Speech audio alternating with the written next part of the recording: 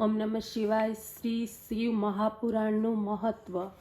શિવપુરાણ માણસની પ્રકૃતિને સભાનતાના સર્વોચ્ચ શિખરે લઈ જવા માટેનું સર્વશ્રેષ્ઠ વિજ્ઞાન છે, જે સુંદર વાર્તાઓના સ્વરૂપે વ્યક્ત કરાયેલ છે.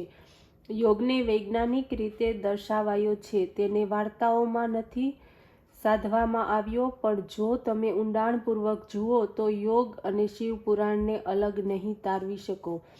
તે એક રીતે એવા લોકોને માટે છે જેમને વાર્તાઓ ગમે છે, અને બીજી રીતે એવા લોકો માટે છે જે દરેક વસ્તુને વૈજ્ઞાનિક આધારે જુએ છે, પરંતુ બંનેનો મૂળભૂત આધાર એક જ છે. આજે વૈજ્ઞાનિકો આધુનિક શિક્ષણ પદ્ધતિ પર અઢળક સંશોધનો કરે છે. એ બધા જ એક વાત સ્પષ્ટ કહે છે કે જો બાળક 20 વર્ષ સુધી પ્રચલિત શાળા પ્રણાલીમાં શિક્ષણ લઈને બહાર પડે તો તેને બુદ્ધિનો મોટો ભાગ સુધરી ન શકાય એ હદે નાશ પામે છે. એનો અર્થ એવો થાય છે કે ખૂબ વિજ્ઞાન મૂર્ખ તરીકે બહાર પડે છે. એ લોકો સૂચવે છે કે શિક્ષણ પ્રદાન કરવાના રસ્તાઓ પૈકી સૌથી ઉત્તમ રસ્તો છે કે શિક્ષણને વાર્તાઓ સ્વરૂપે અથવા નાટકો સ્વરૂપે આપવામાં આવે છે. એ દિશામાં થોડા પ્રયત્નો થાય છે, પરંતુ વિશ્વનું મોટા ભાગનું શિક્ષણ મનકારી રહ્યું છે. માહિતીનો વધુ પડતો જથ્થો તમારી બુદ્ધિમત્તાને દબાવી દે છે, સિવાય કે એ તમને કોઈ ચોક્કસ રીતે આપવામાં આવી હોય, અને વાર્તાઓ સ્વરૂપે શીખવવું એ ઉત્તમ રસ્તો હશે. આ સંસ્કૃતિમાં એમ જ કરવામાં આવતું હતું. વિજ્ઞાનના સૌથી મહત્વના આયામોને સુંદર વાર્તાઓ સ્વરૂપે પ્રસારિત કરવામાં આવતા હતા, અને અદ્ભુત અને જ્ઞાનપૂર્ણ વાર્તાઓનો સંપર્ક એટલે શિવપુરાણ. શિવપુરાણ આપણને જીવનના દરેક સંદર્ભો વાર્તાઓના માધ્યમથી શીખવે છે અને ઉદાત્ત જીવન જીવવા માટે પ્રેરણા આપે છે. શિવલિંગનું મહાત્મ્ય. આકાશમ લિંગ મિથ્યાહુ પૃથ્વી તસ્ય પીઠિકા આલયમ સર્વદેવાનામ લયનાથ લિંગમુચ્યતે. અર્થાત આકાશ એ વિસ્તૃત મહાશૂન્ય છે જેમાં સંપૂર્ણ બ્રહ્માંડ સમાહિત છે, લિંગનું સ્વરૂપ છે, અને પૃથ્વી એની પીઠિકા મતલબ આધાર છે. પ્રલય કાળમાં સમસ્ત સૃષ્ટિ તથા દેવગણ આદિ આ લિંગમાં સમાવિત થઈ જાય છે.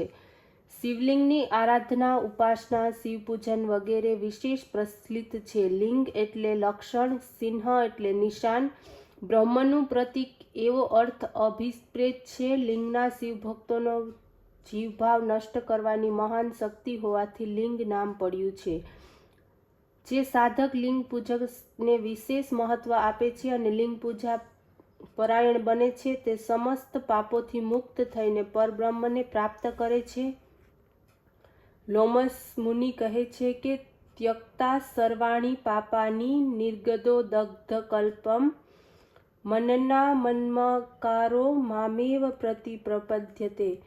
અર્થાત શિવલિંગમાં મનને એકાગ્ર કરીને જે સાધક નમસ્કાર કરે છે તે સર્વ પાપોથી મુક્ત થઈને તથા રોગરહિત બનીને મને જ પામે છે. શિવલિંગના મૂળમાં બ્રહ્માજીનો વાસ છે, મધ્યમાં વિષ્ણુ બિરાજમાન છે અને ઉપરના ભાગમાં ઓમકાર રૂપ ભગવાન સદાશિવ બિરાજમાન છે. શિવલિંગની વેદી એ આદ્ય શક્તિ જગદંબા માતા પાર્વતીનું પરમ પવિત્ર પ્રતીક છે. સાધકે ખાસ ધ્યાનમાં રાખવું જરૂરી છે કે ઉપાસના પ્રકૃતિ અને પરમાત્માનો સુભગ સમન્વય થયો હોવાથી દેવ અને દેવીનું એકસાથે ઓમકાર એકાકાર અસ્તિત્વ ગણીને અર્ચન પૂજા માની લેવાય છે. શ્રી શિવ મહાપુરાણ મહાત્મ્ય. અધ્યાય 1. શિવપુરાણનું મહાત્મ્ય. ભગવાન વેદ વ્યાસ શિષ્ય સૂત પુરાણી હતા. તેઓ પવિત્ર અને દયાળુ હતા. સૌનક વગેરે ઋષિઓએ વિનમ્ર શબ્દોમાં વિનંતી કરતા એમને કહ્યું, હે મહાપુરુષ, આપ સર્વ પુરાણોમાં શિવપુરાણને અનંત ફળ આપનારું કહ્યું છે, તેમજ વેદ અને ઉપનિષદોના સાર તરીકે તેને ઓળખાવ્યું છે. તેથી અમે આ શિવપુરાણના મહાત્મ્યને સાંભળવાની ઈચ્છા રાખીએ છીએ. આપ કૃપા કરો, અમને શિવપુરાણના મહાત્મ્યનું વર્ણન સંભળાવો.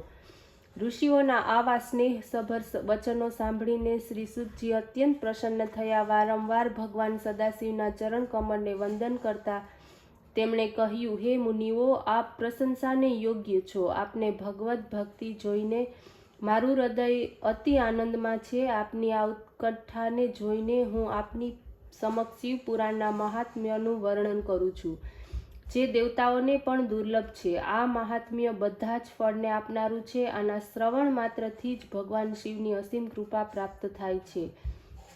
આ મહાપુરાણનું વર્ણન સર્વપ્રથમ ભગવાન સદાશિવે સ્વમુખે સનતકુમારને સંભળાવેલું છે. તેથી જ તેને મહાપુરાણ કહેવામાં આવે છે. ભગવાન સદાશિવના મુખથી શિવ મહાપુરાણને સાંભળીને સનતકુમારજીએ શ્રી વ્યાસને તે સંભળાવ્યું. તેથી જ તેને મહાપુરાણ કહેવામાં આવે છે. ભગવાન વેદ વ્યાસે લોકોના કલ્યાણ કરવાની ઈચ્છાથી મહાપુરાણને સંક્ષિપ્ત કરીને મને સંભળાવ્યું. આ પરમ પુનિત મહાપુરાણના પઠન, પાઠન તથા મનન કલિયુગના પ્રાણીઓના હૃદયને શુદ્ધ કરે છે. તેઓ સત્યને પ્રાપ્ત કરીને ભગવાન શિવની ભક્તિને મેળવે છે. આ મહાપુરાણના શ્રવણ માત્રથી જ રાજસૂય યજ્ઞનું ફળ પ્રાપ્ત થાય છે.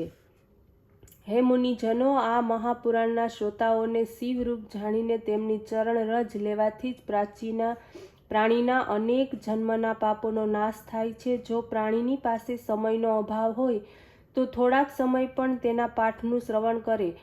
આ પ્રમાણે કરનારા સર્વ પાપોનો નાશ થાય છે. તેને બધા જ પ્રકારના દાન અને યોગનું ફળ આપમેળે જ પ્રાપ્ત થાય છે. આ મહાપુરાણનું શ્રવણ અને ભગવાન શિવનું નામકરણ કલ્પવૃક્ષની જેમ ફળ આપનાર થાય છે.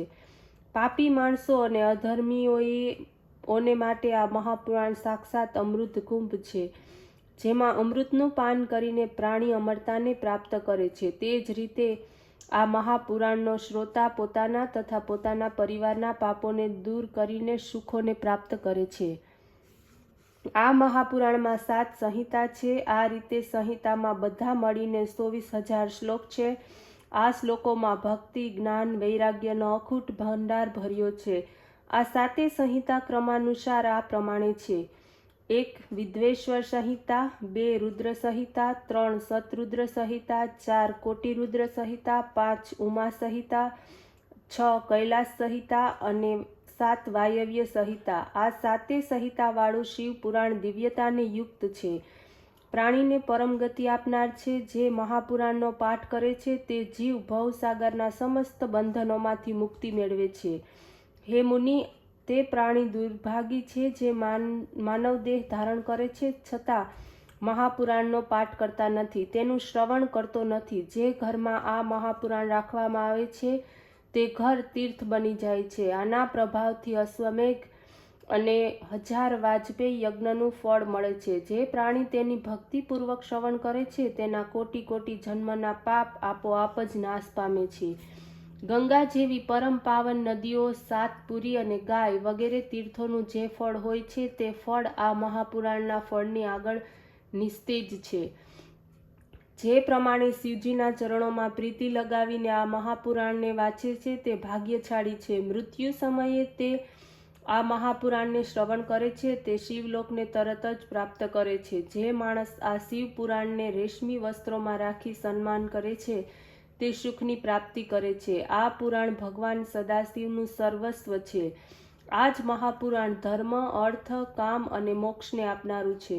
અધ્યાત્મ જ્ઞાન પ્રાપ્ત કરનાર પ્રાણીઓએ આનું જ હંમેશા સેવન કરવું જોઈએ. આ મહાપુરાણ બ્રહ્મા, વિષ્ણુ વગેરે દેવતાઓને પ્રાણથી પણ અધિક પ્રિય છે. આ મહાપુરાણને વારંવાર વંદન. ઓમ નમઃ શિવાય.